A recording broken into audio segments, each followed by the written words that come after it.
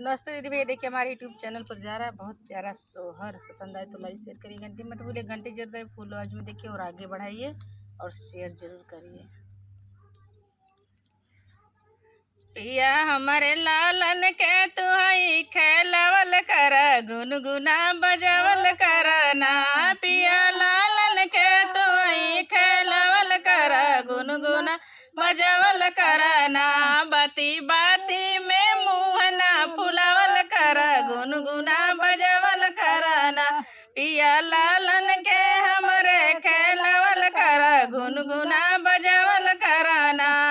सासु ना खिलावे ससुर ना खिलावे, सासु ना खिलावे ससुर ना खिलावे। पिया लालन के तुहई खेलवल कर, गुनगुना बजावल कर ना।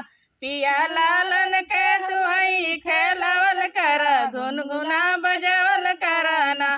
बाती बाती में मुँह ना फुलावल कर, गुनगुना बजावल कर ना। जेठ ना खिलावे जेठनी ना खिलावे, जेठ ना खिलावे जेठनी ना खिलावे। पिया लालन के तुहरे खेलवल कर, गुनगुना बजावल कर ना। पिया लालन के हमरे खेलवल कर, गुनगुना बजावल कर ना।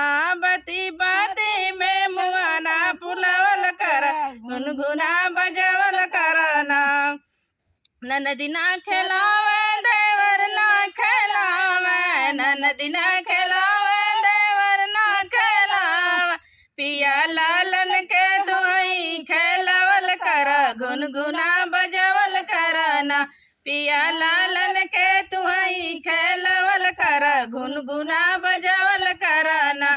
पिया बाती बाती में मुँह ना फुलावल कर, गुनगुना बजावल कर ना।